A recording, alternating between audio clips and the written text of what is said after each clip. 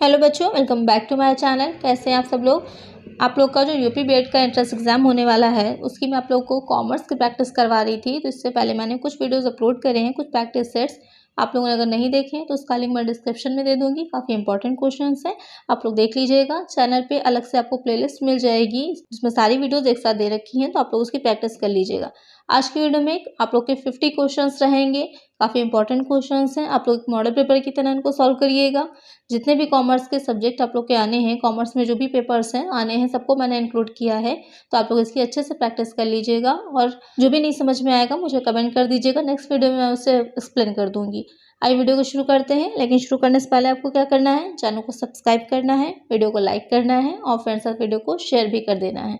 आइए इसको शुरू करते हैं। फर्स्ट क्वेश्चन लेते हैं। यदि शुद्ध लाभ 40,000 रुपये है व गैर नकदी व्यय 5,000 है तो संचालन से कोष होंगे। If the net profit is rupees 40,000 and non-cash expenses are rupees 5,000, the fund for operations will be 40,000, 35,000, 45,000, 50,000। Question में आपसे क्या पूछ रहा है, आपको क्या निकालना है, फंड फॉर ऑपरेशंस की वैल्यू निकालनी है, कितना आएगा।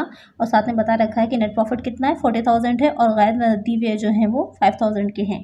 कितना हो जाएगा यहाँ पर, आपको पता ही होगा कि जो किसी भी तरह के गैर नकदी व्यय होते हैं तो उसको हम नेट प्रॉफिट में ऐड कर देते हैं। तो क्या आपका निकल के आ जाएगा, 45,000 निकल के आएगा। करेक्ट आंसर क्या हो जाएगा, ऑप्शन सी। नेक्स्ट क्वेश्चन है, the methods of valuation of goodwill is a. यहाँ पर आपको बताना है कि जो गुडविल होती है उसके मूल्यांकन की विधियाँ कौन सी होती हैं। तो यहाँ पर average profit method, surplus profit method, capitalisation method, all of the above. तो जो गुडविल होगी उसके निकालने के तीनों ही मेथड होते हैं। औसत लाभ विधि भी होती है, अधिलाभ विधि भी होती है और पूंजीकरण विधि भी होती है। करेक्ट आंसर क्या हो जाएगा, option D, all of the above. Next question है, वाल्टर के अनुसार फर्म को 100% लाभांश देना चाहिए यदि, according to Walter a firm should pay 100% dividend if R is greater than K, R is equal to K, R is less than K, none of the above. तो question में पूछ रहा है कि जो वाल्टर थे उन्होंने जो बताया था डिविडेंड पॉलिसी जो उन्होंने दी थी, तो वहाँ पर उनका फार्मूला था, आपने पढ़ा होगा लाभांश निर्णय निकालने में फाइनेंशियल मैनेजमेंट में। तो वहाँ पर उन्होंने कहा था कि 100% डिविडेंड देना चाहिए यदि, कब, आर क्या हो जाएगा, रेट ऑफ रिटर्न हो जाएगा और के क्या हो जाएगा, कॉस्ट ऑफ रिटर्न हो जाएगा। तो क्वेश्चन में जो आपसे कह रहा है कि कब देना चाहिए, तो जब जो रेट ऑफ रिटर्न हो वो कॉस्ट ऑफ रिटर्न से कम हो, यानी कि कॉस्ट ज़्यादा हो और रेट क्या हो, कम हो, तो वहाँ पर देना चाहिए 100% dividend.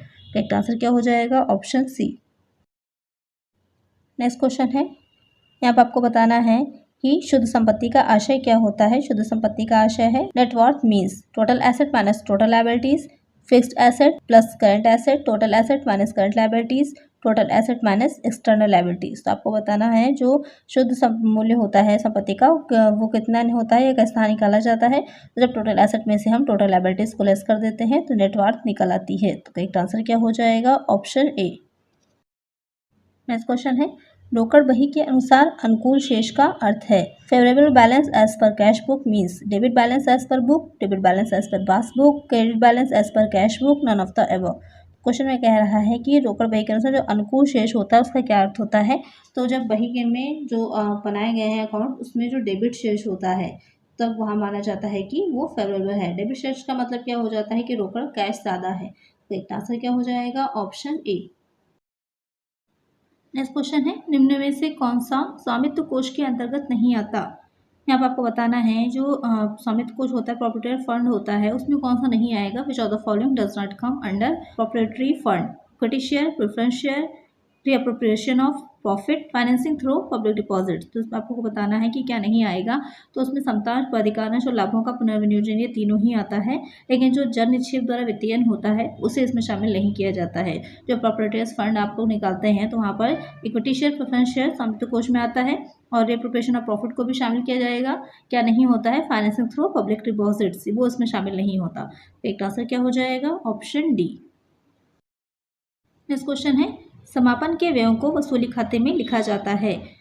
Expenses of liquidation are written off to realisation account, यानी कि जब रियलाइजेशन होता है तो समापन के जो व्यय होते हैं, एक्सपेंसेस होते हैं, तो वो का जो रियलाइजेशन अकाउंट एक बनाया जाता है, वसूली खाता जिसे कहा जाता है, कि जो संपत्तियां बची थी, एसेट्स, लास्ट में जब भी जो है समापन हो रहा है तो उनकी वैल्यू क्या है, निकाली जाती है, तो उसे रियलाइजेशन अकाउंट में वसूली खाते में दिखाया जाता है।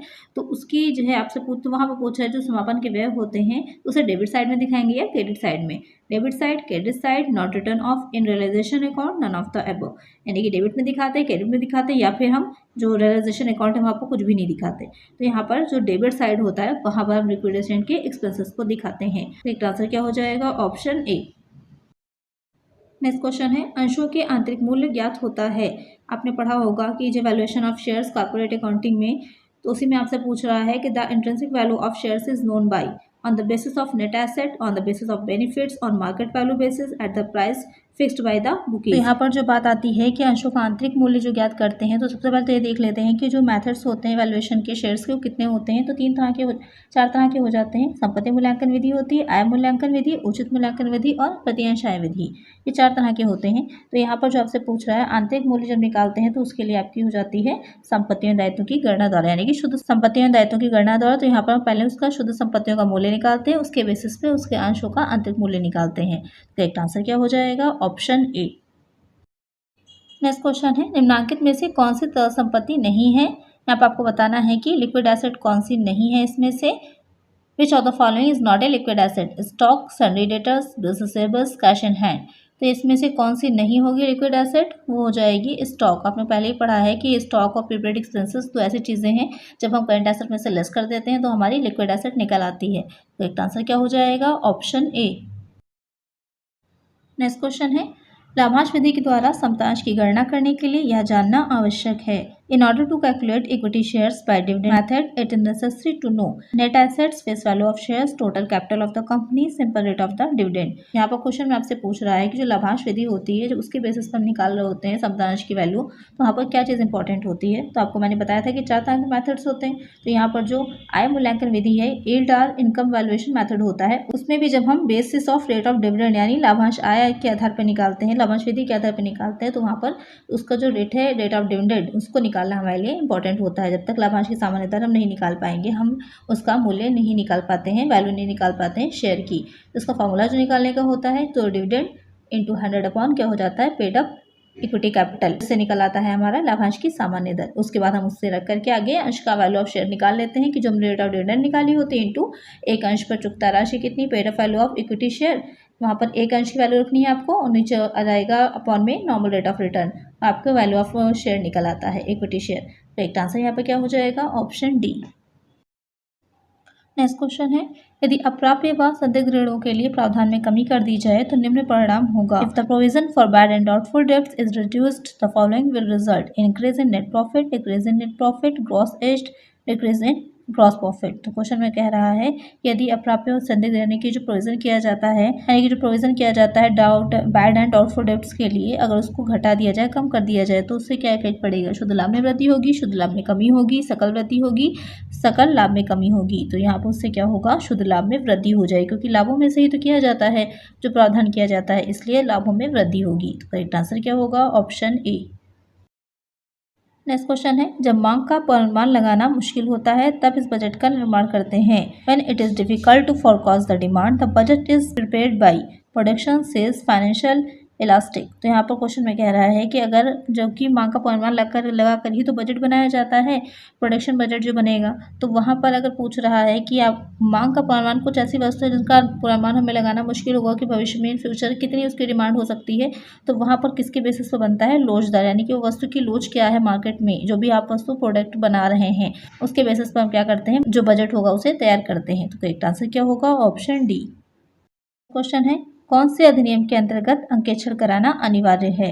Under which act is audit mandatory? Partnership act 1932, Indian companies act 2013, both A and B, none of the above. Question में कह रहा है कि कौन सा ऐसा एक्ट है जिसके अंडर में जो अंकेक्षण होगा वो अनिवार्य होता है?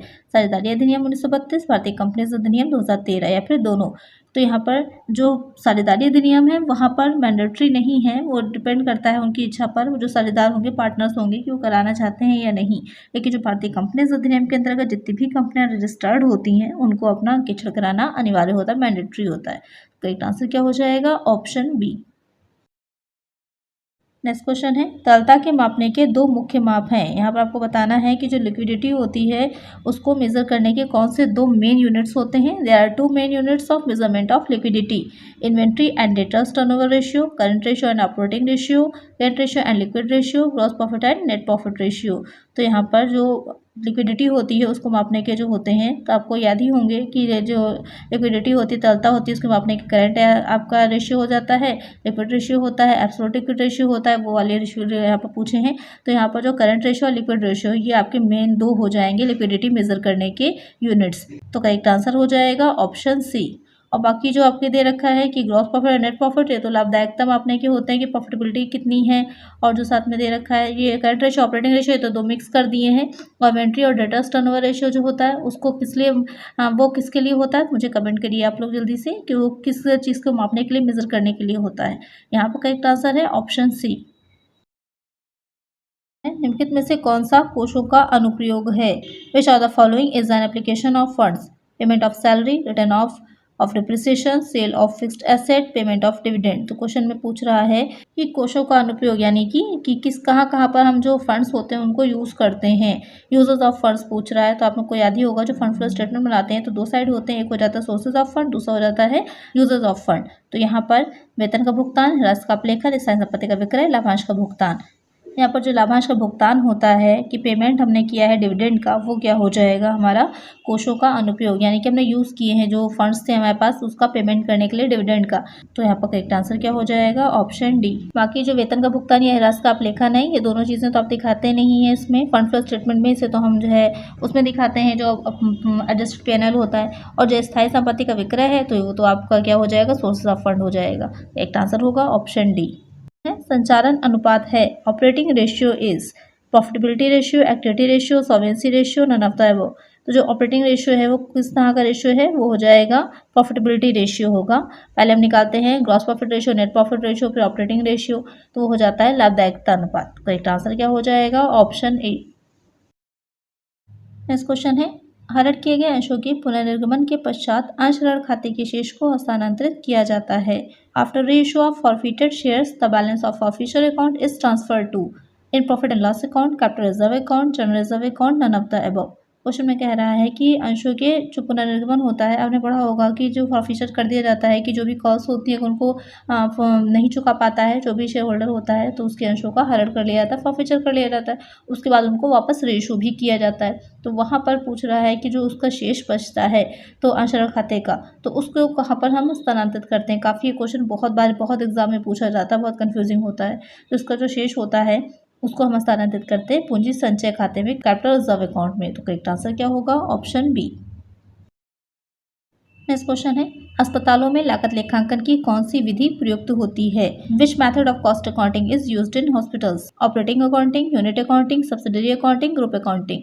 तो आपने पढ़ा होगा कॉस्ट अकाउंटिंग में कि या तो हम प्रोडक्ट को मैन्युफैक्चर करके जो सेल करते हैं या तो फिर हम सर्विस देते हैं। तो सेल करते हैं तो उसके बदले में हमको जो इनकम होती है, तो फिर सर्विस देते हैं तो उसके बदले में हमको क्या होता है लाभ होता है। तो जो सर्विसेज दी जाती हैं उसकी कॉस्ट अगर हमें निकालनी है तो वहाँ पर कौन सा मेथड का यूज़ करते हैं हम? परिचालन लेखांकन, इकाई लेखांकन, उपकार्य लेखांकन या फिर समूह लेखांकन। तो उसके लिए यूज होती है ऑपरेटिंग कॉस्टिंग। तो करेक्ट आंसर क्या होगा ऑप्शन ए। न्यूनतम मजदूरी का आश्वासन रहता है। Minimum wages remain assured. प्रोवंस premium scheme, universal efficiency premium plan, इनगेंट work profit planning, Halsey premium plan. तो क्वेश्चन में आपसे पूछ रहा है कि जो मिनिमम न्यूनतम मजदूरी होती है, यानी कि जो भी कार्य होता है, तो आपने पढ़ा होगा जो मजदूरी भुगतान की पद्धतियाँ थी, तो वहाँ पर ज़्यादा वर्क करने से, यानी कि जो स्टैंडर्ड टाइमिंग सेट है उससे ज़्यादा करने से जो है कभी ब्याज दिया जाता है, प्रीमियम मिलता है, क्योंकि जिससे कि मोटिवेट हो सके और अच्छे से काम कर सकें। तो न्यूनतम मजदूरी का आश्वासन कहाँ रहेगा? तो दो तरह से होता है, एक समयानुसार होता है, कार्यानुसार होती है मजदूरी, आपने पढ़ा होगा अलग अलग तरह से।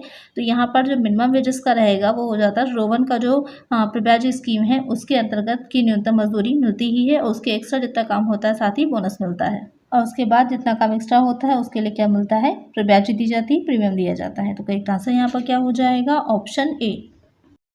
नेक्स्ट क्वेश्चन है अंतिम रहतिये का मूल्यांकन किया जाना चाहिए। काफ़ी जो है विवाद का विषय रहता है कि जो क्लोजिंग स्टॉक होता है उसको किस वैल्यू पर, किस प्राइस पर मूल्यांकित किया करना चाहिए, वैल्यूट किया जाना चाहिए।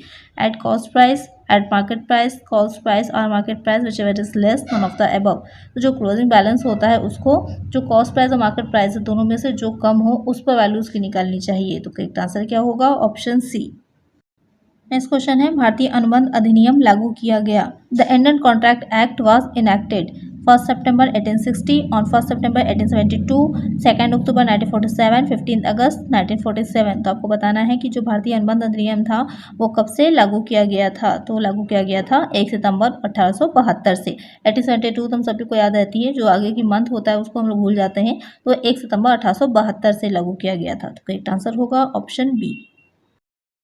नेक्स्ट क्वेश्चन है, वार्षिक मूल्य का निर्धारण किस धारा के अधीन किया जाता है? Under which section the annual value is determined? Section 21, section 27, section 25, section 23। तो आपने इनकम टैक्स में इनकम फ्रॉम हाउस प्रॉपर्टी पढ़ा होगा, वहाँ पर हम निकालते हैं एनुअल वैल्यू को। तो एनुअल वैल्यू जो होती है तो वहाँ पर धारा तो सेक्शन 23 और 24 काफ़ी इंपॉर्टेंट रहती है। सेक्शन 23 में आ जाती है एनुअल वैल्यू और 24 में क्या होता है, जल्दी से मुझे कमेंट करके बताइए कि जो सेक्शन 24 है उसमें हम क्या निकालते हैं। करेक्ट आंसर क्या हो जाएगा, ऑप्शन डी। नेक्स्ट क्वेश्चन है, निम्नलिखित में से कौन सी लेखांकन की अवधारणा नहीं है? Which of the following is not an accounting concept? Conformity concept, bilateral concept, true and fair concept, concept of going on business. तो क्वेश्चन में कह रहा है कि कौन सा अकाउंटिंग का कॉन्सेप्ट नहीं है। फर्स्ट चैप्टर ही है जो आप लोगों ने फाइनेंशियल अकाउंटिंग में पढ़ा था, उसमें बताया गया था कि लेखांकन की अवधारणा है, लेखांकन के आधारभूत सिद्धांत, इन सब के बारे में। तो वहाँ पर कौन सा उसकी अवधारणा नहीं होगी? तो अनुरूपता की अवधारणा भी, द्विपक्षीय अवधारणा भी और चल व्यवसाय की अवधारणा भी। कौन सी नहीं है? सत्य एवं उचित अवधारणा, ये कोई भी कॉन्सेप्ट नहीं है अकाउंटिंग का। एक आंसर क्या हो जाएगा, ऑप्शन सी। नेक्स्ट क्वेश्चन है, निम्नलिखित में से कौन सा बजटीय नियंत्रण का लाभ नहीं है? Which of the following is not an advantage of budgetary control? Helps in coordination, helpful in market segmentation, improvement in planning, none of the above. Question में कह रहा है कि कौन सा बजटीय नियंत्रण का लाभ नहीं है? समन्वय में सहायक होना, बिल्कुल होता है समन्वय में, कि जब हम बजटीय नियंत्रण करते हैं, बजट बनाते हैं अलग अलग तरह के, तो उसमें कई तरह के बजट बनाते हैं, तो उसमें मास्टर बजट भी बनता है। तो जो मास्टर बजट जैसे होता है तो सारे जितने भी बजट आपने बनाए उन सबका एक समरी होती है। तो उसमें क्या रहेगा, आपस में समन्वय करना अलग अलग डिपार्टमेंट में ईजी हो जाता है। नियोजन में भी सुधार करता है कि प्लानिंग अच्छी होती है, तभी उसी के बेसिस पे आगे जो भी हम काम करते हैं तो उसमें जो भी हमने टारगेट गोल्स रखे थे उनको हम आसानी से अचीव कर पाते हैं। तो दोनों ही तो हो जाएंगे, लेकिन जो बाधा विभक्तिकरण होगा उसमें किसी भी तरह से बजटीय नियंत्रक जो है होता है वो हेल्पफुल नहीं रहता। तो करेक्ट आंसर क्या हो जाएगा, ऑप्शन बी। नेक्स्ट क्वेश्चन है, समता अंशधारी होते हैं? Equity share holders are company's customers, owner, creditor, none of the above. बहुत ही इजी सा क्वेश्चन है, लेकिन उतना ही कंफ्यूजिंग भी होता है कि जो इक्विटी शेयर होल्डर्स होते हैं वो क्या होते हैं। तो इक्विटी शेयर होल्डर्स जो होते हैं वो कंपनी के स्वामी कहलाते हैं, कंपनी के ओनर कहलाते हैं। तो करेक्ट आंसर क्या हो जाएगा, ऑप्शन बी। नेक्स्ट क्वेश्चन है, नाममात्र खाते का जमा शेष इंगित करता है? The debit balance of the credit balance of a nominal account indicates business expenses, losses of business, income and receipt in business, business assets.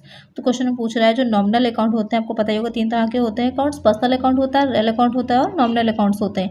Nominal accounts में कौन से आ जाते हैं, जो भी आपके लॉसेस होते हैं, जो इनकम होती है वो आ जाती है। तो यहाँ पर जो नॉमिनल अकाउंट है उसका क्रेडिट बैलेंस अगर आ रहा है, क्रेडिट बैलेंस आने का क्या मतलब हो जाएगा, डेबिट साइड कम है और क्रेडिट साइड बड़ा है। तो वहाँ पर जो क्रेडिट बैलेंस आ जाएगा वो क्या होता है, income and receipt in business हो जाती है। तो करेक्ट आंसर होगा ऑप्शन सी। यानी कि जो प्रॉफिट्स होते हैं, जो भी रिसिप्ट एक्स्ट्रा हुई है, इनकम हुई है बिजनेस को, जब क्रेडिट बैलेंस आपका ज़्यादा होगा और डेबिट बैलेंस कम होगा, डेबिट साइड में आपके सारे एक्सपेंसेस आ जाएंगे, क्रेडिट में आ जाएंगे सारे प्रॉफिट्स या जितनी भी इनकम्स आई हैं उसकी। तो इनकम जब ज़्यादा है और आपका जो एक्सपेंसेस है वो कम है, तभी तो क्रेडिट बैलेंस हुआ, तब आपको क्या होगा, इनकम होगी, रिसिप्ट होगी, प्रॉफिट होगा। करेक्ट आंसर होगा ऑप्शन सी। नेक्स्ट क्वेश्चन है, पिछले 3 वर्षों के लाभ 6,000, 13,000 तथा 8,000 थे। ख्याति का मूल्य औसत लाभ के 2 वर्षों के क्रय पर होगा। यहाँ पर आपको क्या निकालना है, गुडविल की वैल्यू निकालनी है एवरेज प्रॉफिट मेथड से। The profit for the last 3 years were ₹6,000, ₹13,000 and ₹8,000. The value of goodwill at 2 years purchase of average profit will be ₹27,000, ₹9,000, ₹18,000, ₹81,000। यहाँ पर आपको क्या निकालना है, गुडविल की वैल्यू निकालनी है। गुडविल की वैल्यू निकालने के 4 मेथड्स होते हैं, कौन कौन से, average profit method, super profit method, capitalisation method और फोर्थ हो जाता है एन्युटी मेथड। यहाँ पर आपको निकालना है एवरेज प्रॉफिट मेथड से। इसको निकालने के लिए क्या करेंगे, सबसे पहले जो 3 वर्षों का आपका प्रॉफिट दे रखा है उसको हम ऐड कर लेंगे। ऐड कर लेंगे तो कितना हो जाएगा, 27,000 आ जाएगा। 27,000 का अब हम एवरेज प्रॉफिट निकालना है, तो एवरेज प्रॉफिट निकालने के लिए क्या हो जाएगा, डिवाइडेड बाय 3 कर देंगे, क्योंकि 3 वर्षों का, जितने भी वर्षों का दे रखा होगा उतने वर्षों से आपकी संख्या से आपको डिवाइड कर देना है। जैसे 3 वर्ष है, 4 वर्ष है, 5 वर्ष है, यहाँ 3 वर्ष का था तो हम 3 से डिवाइड करेंगे। तो कितना आ जाएगा, 27,000 अपॉन 3 इज इक्वल टू क्या हो जाएगा, 9,000 आ जाएगा। अब 9,000 को हम क्या कह रहा है, ख्याति का मूल्य औसत लाभ के 2 वर्षों के किराए के आधार पर, तो उस 2 से हम क्या करेंगे, मल्टीप्लाई कर देंगे। जितने भी वर्षों के किराए के आधार पे उतने परचेजिंग ईयर जो भी दे रखे हैं आपको क्वेश्चन में, उसको हम उतने उतने ईयर से मल्टीप्लाई कर दीजिए। यहाँ पर हम 2 दे रखे हैं तो हम 2 से मल्टीप्लाई कर देंगे, कितना आ जाएगा, 18,000 आ जाएगा। तो करेक्ट आंसर कितना हो जाएगा आपका, ऑप्शन सी। गुडविल कितनी निकल के आएगी हमारी, 18,000। नेक्स्ट क्वेश्चन है, जब अंशों का हरण किया जाता है तो अंश पूंजी खाता डेबिट किया जाता है। When shares are forfeited shares capital account is debited by. जिससे पहले की प्रैक्टिस सेट्स आप लोग को मैंने दिए हैं, तो वहाँ पर काफ़ी क्वेश्चंस मैंने इसमें से इंक्लूड किए हैं। जो शेयर्स फॉरफिचर होता है वो कि ज़्यादातर क्वेश्चन जो शेयर कैपिटल चैप्टर में पूछे जाते हैं, या तो कॉल से पूछे जाते हैं, कॉस्ट इन एरिया या कॉस्ट इन एडवांस, या फिर ये पूछा जाता है कि जो फॉरफिचर होता है शेयर्स का उसके बारे में, और जो री इशू करते हैं उसको। ज़्यादातर क्वेश्चन इन 2-3 पॉइंट से ही बनते हैं। तो यहाँ पर एक और क्वेश्चन मैंने इसमें इंक्लूड किया है कि when shares are forfeited share capital account is debited bye. अंशों के अंकित मूल्य से, फेस वैल्यू ऑफ शेयर्स, अंशों पर मांगी गई धनराशि से, called up amount of shares, अंशों के प्रदत्त मूल्य से, paid up value of shares, अंशों पर आदेश धनराशि, अनपेड अमाउंट ऑफ शेयर्स। तो यहाँ पर जो अंश पूंजी खाता होगा, शेयर कैपिटल अकाउंट होगा, किससे डेबिट होता है, वो डेबिट किया जाता है जितनी भी धनराशि उस अंश पर मांगी गई थी, called up amount of share. Correct answer क्या हो जाएगा, ऑप्शन बी। नेक्स्ट क्वेश्चन है, साझेदारी के संयुक्त जीवन बीमा पॉलिसी पर चुकाए गए प्रीमियम को premium paid on the joint life policy of the partners is. संबंधित साझेदारों के पूंजी खाते में क्रेडिट किया जाता है, संबंधित साझेदारों के पूंजी खाते में डेबिट किया जाता है, लाभानी खाते में क्रेडिट किया जाता है, लाभानी खाते में डेबिट किया जाता है। credited to the respective partners capital account, debited to the respective partners capital account, credited to profit and loss account, debited to profit and loss account। तो क्वेश्चन में कह रहा है कि कहाँ से क्वेश्चन लिया गया, जो पार्टनरशिप है फाइनेंशियल अकाउंटिंग में, वहाँ से इस क्वेश्चन को लिया गया है। और जब संयुक्त जीवन बीमा पॉलिसी होती है, ज्वाइंट लाइफ इंश्योरेंस पॉलिसी होगी, तो वहाँ पर जो प्रीमियम पेड किया जाएगा, तो वहाँ पर उसे किस तरह से दिखाते हैं, तो उसे जो लाभानी खाता है उसमें डेबिट किया जाता है, debited to profit and loss account. Correct answer क्या हो जाएगा, ऑप्शन डी। क्यों किया जाता है, क्योंकि इसे एक एक्सपेंसेस की तरह देखा जाता है, जो प्रीमियम दिया जाएगा उसे एक्सपेंसेस की तरह देखा जाता है, इसलिए उसे क्या होता है, प्रॉफिट एंड लॉस अकाउंट के डेबिट साइड में ट्रांसफर किया जाएगा। नेक्स्ट क्वेश्चन है, यदि मूल्य लागत रुपये 20,000, कारखाना परिव्यय मूल्य लागत का 25% तथा कार्यालय परिव्यय कारखाना परिव्ययों का 80% हो तो कार्यालय लागत होगी। If prime cost is ₹20,000, factory overheads are 25% of prime cost and office overheads are 80% of factory overheads, then the office cost would be ₹25,000, ₹29,000, ₹36,000 या फिर ₹45,000। तो क्वेश्चन में आपसे क्या बताया है, ये बता दिया गया है कि प्राइम का जो मूल लागत दे रखी है, कितनी दे रखी, 20,000 क्वेश्चन ने बता दी। इसके अलावा आपको परसेंटेज में दे रखा है, तो आपने कॉस्ट अकाउंटिंग पढ़ी होगी, तो वहाँ पर पढ़ा होगा कि एक के बाद एक परसेंटेज दे रखी होती है। एक चीज़ निकालने के बाद उसी से रिलेटेड परसेंटेज दूसरी होती है। हम आगे की जो भी चीज़ें निकालनी होती है उसको फाइंड आउट करते जाते हैं। यहाँ पर बता रहा है कि कारखाने परिव्यय क्या है, मूल लागत का 25% है, कार्यालय परिव्यय क्या, कारखाना परिव्ययों का 80% है। तो सबसे पहले हम क्या करेंगे, इस क्वेश्चन में लिख लेंगे जो हमारी प्राइम कॉस्ट दे रखी है। उसके बाद उसमें हम क्या ऐड करते हैं, फैक्ट्री ओवरहेड्स ऐड करते हैं, तो हमारी क्या बनती है, फैक्ट्री कॉस्ट बनती है। तो यहाँ पर फैक्ट्री ओवरहेड कितने दे रखे हैं, 25% किस पर, प्राइम कॉस्ट पर। तो 20,000 का 25% कितना आएगा, 5,000 ऐड कर लीजिए। अब हमारा क्या जाएगा, वर्क कॉस्ट का ये या फिर जो है फैक्ट्री कॉस्ट का ये वो निकल के आ जाएगी। उसके बाद अब उसमें हम क्या ऐड करते हैं, ऑफिस एक्सपेंसेस, तो क्या बनती है हमारी, कॉस्ट ऑफ प्रोडक्शन बनती है, या फिर आप ऑफिस कॉस्ट भी बोल सकते हैं इसे। तो यहाँ पर कितना दे रखा है, वो कारखाना परिव्ययों का 80%। ध्यान दीजिएगा, कारखाना परिव्यय यानी कि फैक्ट्री ओवरहेड्स का। अक्सर हम लोग गलती क्या करते हैं, जो हमारे फैक्ट्री कॉस्ट आई होती है उसका हम 80% निकाल देते हैं, वो गलत हो जाएगा। आपको निकालना है फैक्ट्री ओवरहेड्स का। फैक्ट्री ओवरहेड्स हमारे कितने आए थे, 5,000 आए थे, उसका 80% कितना हो जाएगा, 5,000 का 4,000 हो जाएगा। तो यहाँ पर अब हम 4,000 को भी ऐड कर लेंगे, तो कितना हो जाएगा हमारा, 25,000 पहले से था, जो वर्क कॉस्ट थी हमारी 4,000 हमने और ऐड कर लिया, हो जाएगा 29,000 ठीक क्या हो जाएगी, हमारी ऑफिस कॉस्ट हो जाएगी। तो करेक्ट आंसर क्या हो जाएगा, ऑप्शन बी। नेक्स्ट क्वेश्चन लेते हैं, सुरक्षा सीमा से तात्पर्य है, मार्जिन ऑफ सेफ्टी मीन्स वास्तविक विक्रय एवं कुल लागत के अंतर से, वास्तविक विक्रय एवं परिवर्तनशील लागत के अंतर से, वास्तविक विक्रय एवं स्थिर लागत के अंतर से, वास्तविक विक्रय एवं समुचित विक्रय के अंतर से। Difference between actual sales and total cost, difference between actual sales and variable cost, difference between actual sale and fixed cost, difference between actual sale and break even sales. तो क्वेश्चन में जो कह रहा है, मार्जिन ऑफ सेफ्टी से क्या मतलब होता है, तो मार्जिन ऑफ सेफ्टी आपने जब मैनेजमेंट अकाउंटिंग पढ़ी थी, तो वहाँ पर जो हम बीईपी वाला जो चैप्टर था ब्रेक इवन पॉइंट वाला, वहाँ पर हम इसको पढ़ रहे थे। तो उसमें क्या होता है, जो मार्जिन ऑफ सेफ्टी होती है कैसे निकलती है, जो सेल्स होती है उसमें से हम बीईपी को लेस कर देते हैं, तो हमारी क्या निकल के आ जाती है, मार्जिन ऑफ सेफ्टी। तो यहाँ पर जो क्वेश्चन में कह रहा है, तो कौन सा करेक्ट आंसर हो जाएगा हमारा, difference between actual sale and break even sale. तो करेक्ट आंसर होगा हमारा ऑप्शन डी। नेक्स्ट क्वेश्चन लेते हैं, निम्नलिखित में से कौन सी कंपनी की एक विशेषता नहीं है, which of the following is not a characteristics of A company. गैर समावेली संस्था, नॉन कॉर्पोरेट बॉडी, कृत्रिम व्यक्तित्व, आर्टिफिशियल पर्सनालिटी, शाश्वत उत्तराधिकार, परपेचुअल सक्सेशन, पृथक वैधानिक अस्तित्व, सेपरेट लीगल एक्सिस्टेंस। तो क्वेश्चन में पूछ रहा है कि एक कंपनी की, तो कंपनी नाम में आपने पढ़ाई था कि कंपनी जो है वो एक कृत्रिम व्यक्ति है, एक आर्टिफिशियल पर्सनालिटी है, करेक्ट हो जाएगा। अपना एक शाश्वत उत्तराधिकार यानी कि किसी भी जो भी उसके सदस्य होते हैं या जो है शेयर होल्डर्स होते हैं या फिर कहीं के संचालक हैं, डायरेक्टर्स हैं, किसी की भी मृत्यु का उस पर कोई भी इफेक्ट नहीं पड़ता, उसका जो भी अस्तित्व है वो बना होता है, यानी कि किसी के भी आने का, किसी के जाने का उस पर कोई इफेक्ट नहीं पड़ता। वो एक आर्टिफिशियल बॉडी है, वो अपने अकॉर्डिंग काम को कर सकती है और उसका और उसके सदस्यों का एक पृथक अस्तित्व होता है, यानी कि दोनों का आपस में अगर किसी भी व्यक्ति की या किसी भी सदस्य की किसी की भी मृत्यु हो जाती है तो उस पर से कंपनी पर कोई भी इफेक्ट नहीं पड़ता। कंपनी स्वयं भी किसी पर केस कर सकती हो, कोई दूसरा व्यक्ति भी कंपनी पर केस कर सकता है। तो यहाँ पर करेक्ट आंसर जो होगा वो हो जाएगा नॉन कॉर्पोरेट बॉडी। गैर समावेली संस्था ऐसा नहीं है, कंपनी का सम्मेलन होता है। आपने पढ़ा होगा कंपनी के कॉर्पोरेशन के बारे में कि कैसे कंपनी का कॉर्पोरेशन होता है, व्यवसाय प्रारंभ करने का प्रमाण पत्र मिलता है, वो डिपेंड करता है कि किस तरह की कंपनी है, प्राइवेट कंपनी है कि पब्लिक कंपनी है, उसी के अकॉर्डिंग। तो यहाँ पर करेक्ट आंसर क्या हो जाएगा, ऑप्शन ए। नेक्स्ट क्वेश्चन लेते हैं, कंपनी अधिनियम 2013 के अनुसार एक कंपनी द्वारा अंशों का निर्माण किया जा सकता है। According to companies act 2013 shares can be issued by at company at some मूल्य पर, बट्टे पर, एट डिस्काउंट, सम मूल्य अथवा प्रीमियम पर, एट पर आर प्रीमियम, प्रीमियम पर। तो क्वेश्चन में कह रहा है कि जो कंपनी अधिनियम है उसके द्वारा जो अंश होते हैं उनका निर्माण कैसे किया जा सकता है, तो उसका निर्माण जो होगा सम मूल्य या प्रीमियम दोनों पर ही किया जा सकता है। कंपनी अधिनियम की धारा जो 53 है यानी कंपनीज एक्ट के सेक्शन 53 के अंडर में जो कंपनी होगी वो कटौती पर अंशों का निर्माण नहीं कर सकती है। अगर वो ऐसा करती है तो उसके लिए उसे जुर्माना भी देना पड़ता है। तो यहाँ पर करेक्ट आंसर क्या हो जाएगा, ऑप्शन सी।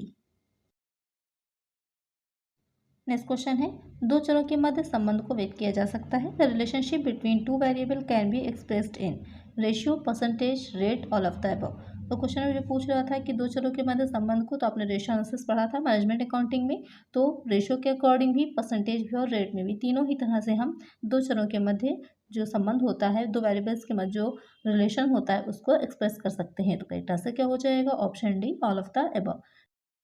नेक्स्ट क्वेश्चन पे चलते हैं, अधिकतम आना, पहले जाना, सामग्री निर्गमन की पद्धति उपयोगी होती है, जबकि यहाँ पे आपसे हीफो मेथड के बारे में पूछ रहा है, हाईएस्ट इन फर्स्ट आउट। इससे पहले के क्वेश्चन में मैंने लीफो को शामिल किया है, फीफो को शामिल किया है। आज के क्वेश्चन में आपको का हीफो से संबंधित क्वेश्चन है। सामग्री का मूल्य बढ़ रहा हो, सामग्री का मूल्य घट रहा हो, सामग्री के मूल्य में उतार चढ़ाव हो रहा हो, सामग्री का मूल्य स्थिर हो।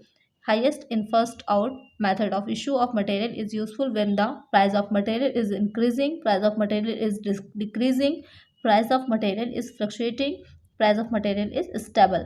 तो क्वेश्चन ने पूछा है जो हीफो मेथड होता है उसका यूज़ हम कहाँ पर करते हैं, कब करते हैं। हमने ये तो समझ लिया कि लीफो का यूज़ कब करते हैं हम, फीफो का यूज़ कब करते हैं। अब आ जाता है क्वेश्चन कि हीफो का यूज़ कब करते हैं। तो तीनों में से कोई भी क्वेश्चन आएंगे तो आप आसानी से इसका आंसर दे पाएंगे।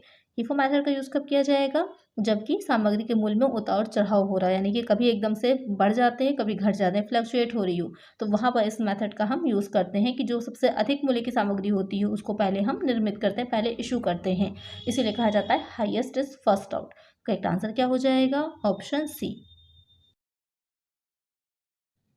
नेक्स्ट क्वेश्चन, यदि पूंजी ₹50,000, दायित्व ₹30,000 और स्थायी संपत्तियां ₹70,000 हो तो चालू संपत्तियां होंगी। If the capital is ₹50,000, liability is ₹30,000 and fixed asset और ₹70,000, then the value of current asset will be। यहाँ आपको निकालनी है करंट एसेट की वैल्यू 90,000, 50,000, 10,000, 1,50,000। तो इसमें कैसे निकालेंगे हम करंट एसेट की, जो भी आपकी कैपिटल और लायबिलिटी दे रखी है उसको ऐड कर दीजिए, उसमें से आप क्या लेस कर दीजिए, जो भी आपकी एसेट दे रखी होंगी फिक्स्ड एसेट, क्योंकि एक साइड आपको पता होगा बैलेंस शीट में होता है लायबिलिटी का, एक साइड हो जाता है एसेट का। जो लायबिलिटी साइड होती है वहाँ पर क्या चीज़ें दे रखी होती है, कैपिटल दे रखी होती है, रिजर्व सरप्लस होती है, और साथ ही जो भी करंट लायबिलिटीज़ होती है वो सब दे रखी होती है। और जो आपका एसेट साइड होता है वहाँ पर फिक्स्ड एसेट दे रखी होती है, करंट एसेट दे रखी होती है। तो वहाँ पर हमको फिक्स्ड बता दिया है, तो एक साइड का टोटल तुम्हें पता चल जाएगा। जब हम कैपिटल को और लायबिलिटी को ऐड कर लेंगे, हमने ऐड कर लिया, कितना हो जाएगा 50,000 प्लस 30,000 80,000। दूसरा साइड हमारा क्या है, उसमें होनी चाहिए दो चीज़ें, एक फिक्स्ड एसेट और दूसरी करंट एसेट। फिक्स्ड हमको पता है, लायबिलिटी साइड में से जो फिक्स्ड एसेट दे रखे हैं उसको लेस कर देंगे, तो निकल के क्या जाएगा हमारा, अगर हम 80,000 में से 70,000 को लेस करेंगे निकल के आएगा 10,000, वही हो जाएगी हमारी करंट एसेट। क्योंकि हमको ये बात पता है कि जो बैलेंस शीट होती है उसके दोनों साइड इक्वल होते हैं, कोई भी बैलेंस नहीं आता, जबकि वो बैलेंस लेकर ही बनाई जाती, जो भी अकाउंट्स हमने बनाए होते हैं उन्हीं का जो बैलेंस होता है उसी से ही हमारी बैलेंस शीट तैयार की जाती है। लेकिन उसमें खुद कोई भी बैलेंस नहीं होता, उसके दोनों साइड इक्वल होते हैं। तो यहाँ पर करेक्ट आंसर हमारा क्या निकल के आएगा, ऑप्शन सी। नेक्स्ट क्वेश्चन है, संगठन का वह प्रारूप जिसमें रेखीय प्रबंधकों को विशेषज्ञों की सहायता उपलब्ध होती है कहलाता है। रेखीय संगठन, समिति संगठन, कार्यात्मक संगठन, रेखीय विशेषज्ञ संगठन। The form of organisation in which expert assistance is available to line managers is called line organisation, committee organisation, functional organisation, line and staff organisation. तो क्वेश्चन में क्या कह रहा है कि एक ऐसा संगठन होगा, आपने संगठन के प्रकार पढ़े होंगे, ऑर्गेनाइजेशन टाइप पढ़े होंगे, तो वहाँ पर क्या था कि उसमें एक था लाइन ऑर्गेनाइजेशन, जिसमें जो था कि आदेश जो थे एक से दूसरे को एक सीधी रेखा में चलते हैं, और जो दूसरा हम लोगों ने पढ़ा था लाइन एंड स्टाफ ऑर्गेनाइजेशन, उसमें क्या था कि साथ साथ विशेषज्ञ भी होते थे, स्पेशलिस्ट भी होते थे जो कि सलाह देते थे। तो यहाँ पर आपसे यही क्वेश्चन पूछ रहा है कि जो प्रबंधकों को सलाह दे रहे हैं विशेषज्ञ, तो वो कौन सा हो जाएगा, ऑप्शन डी, रेखीय व विशेषज्ञ संगठन, line and staff organisation. Next question है, निम्नलिखित में से कौन सा प्रबंधकीय लेखांकन का एक उपकरण नहीं है। वित्तीय लेखांकन, स्फीति लेखांकन, प्रमाप लागत लेखांकन, वित्तीय विवरणों का विश्लेषण। विच of the following is not a tool of management accounting, financial accounting, inflation accounting, standard costing, analysis of financial statement. तो क्वेश्चन में कह रहा है कि जो प्रबंधकीय लेखन मैनेजमेंट अकाउंटिंग आपने पढ़ा था, तो उसका कौन सा उपकरण नहीं, कौन सा इंस्ट्रूमेंट नहीं है, या ये समझ लीजिए कि जो आपने पढ़ा था चैप्टर्स उसमें जितने कौन सा इसमें शामिल नहीं होगा। तो यहाँ पर वही पूछ रहा है कि कौन उसका टूल नहीं होगा, यानी कि जो भी हम प्रबंधकीय लेखांकन करते हैं उसमें किन चीज़ों की आवश्यकता होती है या किस किस जो मैथड्स का यूज़ किया जाता है। तो फाइनेंशियल अकाउंटिंग बहुत इंपॉर्टेंट है, क्योंकि उसके बेसिस पे हमको जो है बैलेंस शीट मिलती है, हमको प्रॉफिट एंड लॉस अकाउंट मिलता है, जिसके बेसिस पे आगे हम जो स्टेटमेंट्स होते हैं उसको तैयार करते हैं, जैसे कैश फ्लो है, फंड फ्लो है। आप बिना बैलेंस शीट के, बिना प्रॉफिट एंड लॉस अकाउंट को से नहीं तैयार कर सकते, इसलिए फाइनेंशियल अकाउंटिंग ज़रूरी होती है। स्टैंडर्ड कॉस्टिंग भी आवश्यक होती है, क्योंकि कॉस्ट अकाउंटिंग की हमको आवश्यकता होती है। और analysis of financial account statement, वो तो हम तैयार ही करते हैं, उसका एनालिसिस करते हैं। कौन सी चीज़ नहीं होगी, इन्फ्लेशन अकाउंटिंग, स्फीति लेखांकन का यूज़ इसमें नहीं किया जाता है, क्योंकि ये मूल सूचकांक होते हैं, तो इनका यूज़ इसमें नहीं किया जाएगा। तो करेक्ट आंसर क्या होगा, ऑप्शन बी। नेक्स्ट क्वेश्चन है, समविच्छेद बिंदु से तात्पर्य है। ब्रेक इवन पॉइंट मीन्स, यहाँ पर आपके कुछ फॉर्मूलाज दे रखे हैं, आपको ये बताना है कि जो ब्रेक इवन पॉइंट है उसका कौन सा सही फार्मूला है। अक्सर हमें चीज़ें याद होती हैं, लेकिन क्या होता है वहाँ पर आपके चार एक जैसे फार्मूले लिखे होंगे तो आप कंफ्यूज हो जाएंगे। वही चीज़ें यहाँ पर आपको ध्यान रखना है कि कौन सा सही फार्मूला होगा।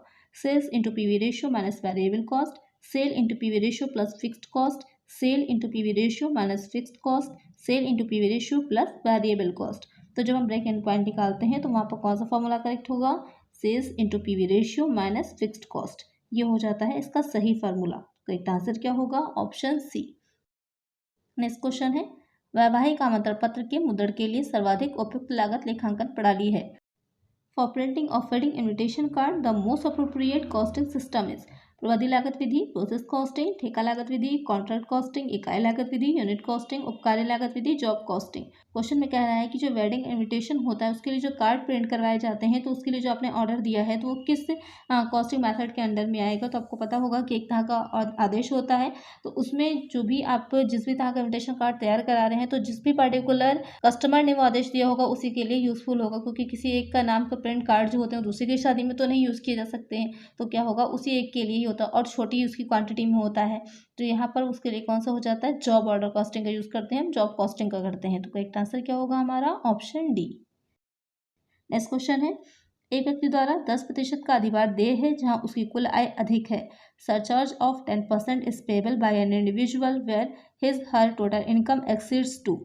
यहाँ पर आपको ये पूछ रहा है क्वेश्चन में, इनकम टैक्स से रिलेटेड क्वेश्चन है कि कब एक जो व्यक्ति है, इंडिविजुअल की यहाँ पर बात हो रही है कि उसको सरचार्ज देना पड़ता है, 10% सरचार्ज लगता है, तो कब देना पड़ता है या किस परिस्थिति में 10% सरचार्ज लगेगा, उसकी इनकम किस पॉइंट से ज़्यादा होनी चाहिए। 7,50,000, 10 लाख, 50 लाख, 1 करोड़।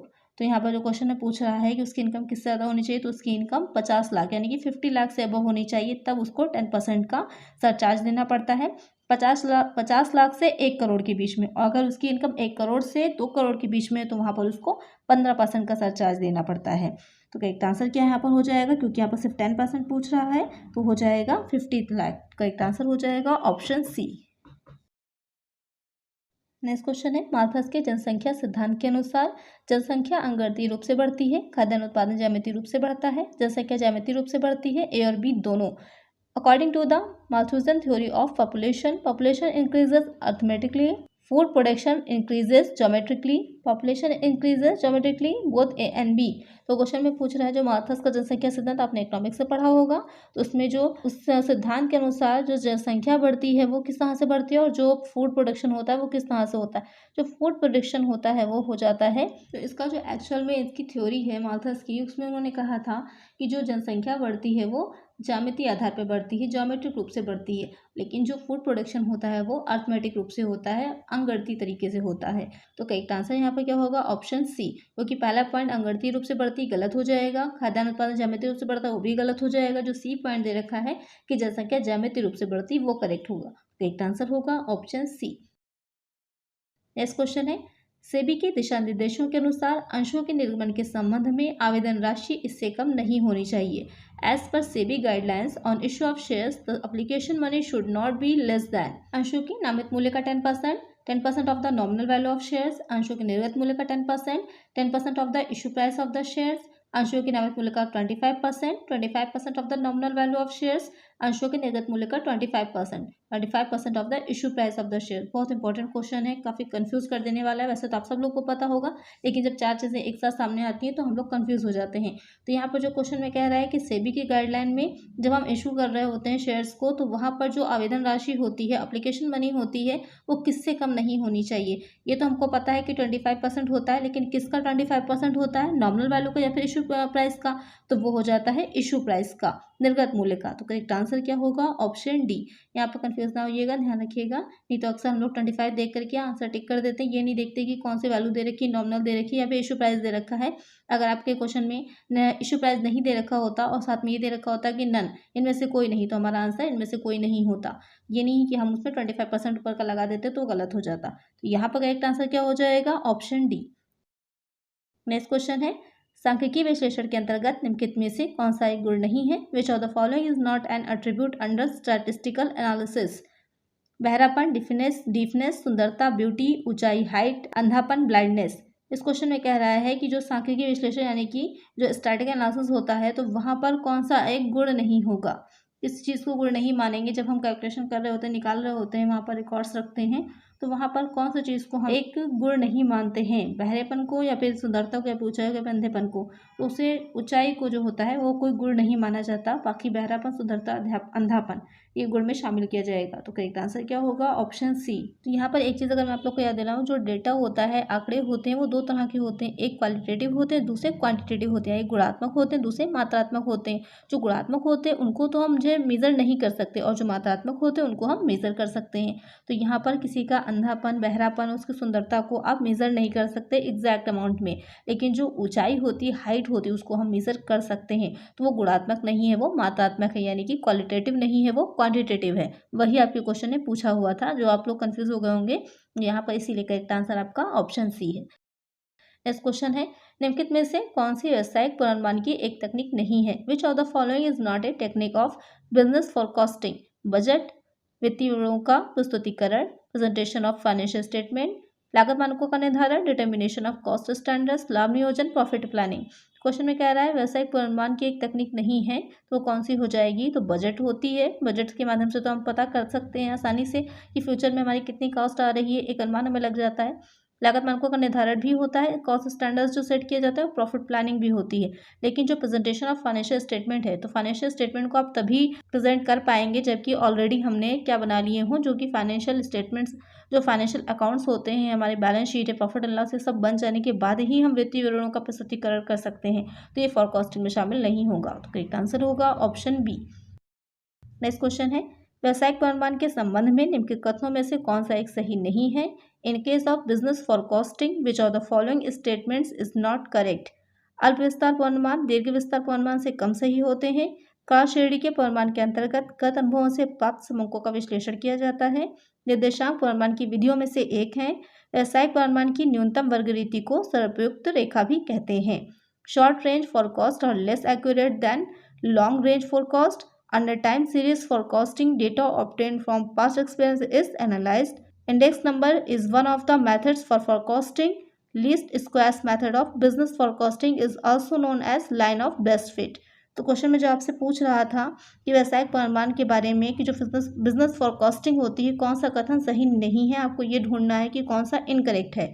तो जो पहला पॉइंट दे रखा था वही आपका गलत हो जाएगा। क्यों? क्योंकि कह रहा है कि जो लॉन्ग टर्म की जो फॉरकास्टिंग की जाती है वो शॉर्ट टर्म से ज़्यादा बेनिफिशियल होती है, ज़्यादा अच्छी होती है, तो वो गलत हो जाएगा। जितना शॉर्ट टर्म से कम टाइम के लिए आप अनुमान लगाते हैं वो उतने ही ज़्यादा एक्यूरेट होते हैं, क्योंकि भविष्य जो होता है वो अनसर्टेन है, हमें कुछ नहीं पता, अनिश्चित होता है। तो हमने अगर लॉन्ग टर्म की प्लानिंग कर ली तो हमको नहीं पता है कि फ्यूचर में इकोनॉमी में क्या क्या चेंजेस आने वाले हैं, तो हमारी जो भी अनुमान हमने लगाए थे वो ज़रूरी नहीं होगा कि वो सही होंगे। लेकिन अगर हम शॉर्ट टर्म के लिए उसे बना रहे हैं तो वहाँ पर हमको थोड़ा बहुत अनुमान होता है कि आने वाले टाइम में क्या क्या चेंजेस हो सकते हैं, तो वो हमारे अनुमान ज़्यादा सही होते हैं। तो यही वाला पॉइंट ही आपका पहला ही गलत हो जाएगा। करेक्ट आंसर आपका ऑप्शन ए ही हो जाएगा।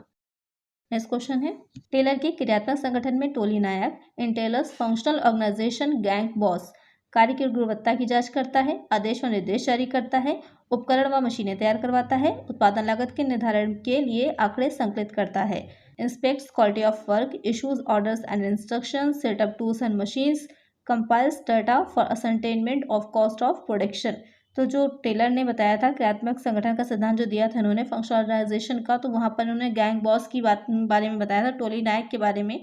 तो उन्होंने कहा था कि वो क्या करता है या वो किस तरह का उसका कार्य होता है, तो वह उपकरण व मशीनें तैयार करता है, सेटअप टूल्स एंड मशीन्स। तो करेक्ट आंसर क्या हो जाएगा? Option C.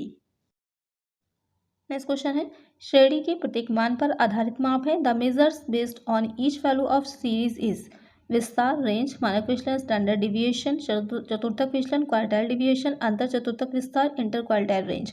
यहाँ पर स्टैटिस्टिक्स से रिलेटेड क्वेश्चन है। तो बिजनेस स्टैटिस्टिक्स की काफ़ी वीडियोस मैंने अपलोड करी हुई हैं चैनल पर, इसका लिंक मैं इस वीडियो को डिस्क्रिप्शन में दे दूँगी, देख लीजिएगा। उसमें बहुत से क्वेश्चंस मैंने सॉल्व करवाए हैं, न्यूमेरिकल्स टाइप के भी जो आते हैं एग्जाम में और जो थ्योरी के भी क्वेश्चंस होते हैं। तो आप लोग उनको देख लीजिएगा, तो आपकी बिजनेस स्टैटिस्टिक्स बहुत अच्छे से तैयार हो जाएगी।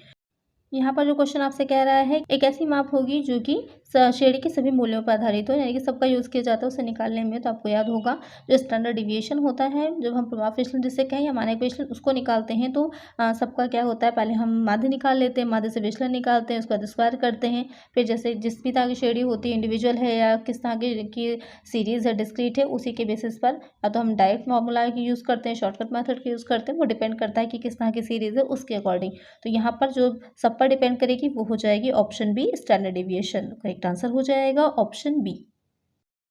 नेक्स्ट क्वेश्चन है, किसी अंश के निर्गम मूल्य पर अंकित मूल्य का अधिक कहलाता है। Excess of face value over issue price of a share is called profit, discount, loss, security premium. Question में कह रहा है कि किसी अंश के निर्गम मूल्य पर अंकित मूल्य का, यानी कि जिस वैल्यू पर हम उसको इशू कर रहे हैं और उस वैल्यू से अंकित मूल्य का अधिक, यानी कि अंकित मूल्य ज़्यादा हो जाएगा और जो इशू प्राइस है वो कम है, तो वहाँ पर उसके बीच का डिफरेंस क्या होगा? वो बीच का डिफरेंस कहलाता है डिस्काउंट। यानी कि अंकित मूल्य 100 रुपये, मान लीजिए अंकित मूल्य जो है वो 100 रुपये का है, लेकिन आप उसको जो इशू कर रहे हैं वो 90 रुपये पे कर रहे हैं, तो 10 रुपये कम पर इशू कर रहे हैं ना, तो कम पर इशू कर रहे हैं तो क्या हो जाएगा? वो डिस्काउंट हो जाएगा, बट्टा हो जाएगा। तो एक आंसर क्या हो जाएगा? Option B. लेकिन अगर यही हम कहते हैं कि ये जो है जो निर्गम मूल्य है वो 110 रुपये है, तो 10 रुपये क्या हो जाता? प्रीमियम हो जाता। आज की वीडियो में इतना ही, मिलते हैं नेक्स्ट वीडियो में इसके सेकंड पार्ट के साथ। आई होप आपको वीडियो अच्छी लगी होगी। वीडियो अच्छी लगी है तो वीडियो को लाइक करिएगा, चैनल को सब्सक्राइब नहीं किया तो सब्सक्राइब करिएगा और फ्रेंड्स साथ वीडियो को शेयर करना ना भूलिएगा। मिलते हैं नेक्स्ट वीडियो में। Thank you.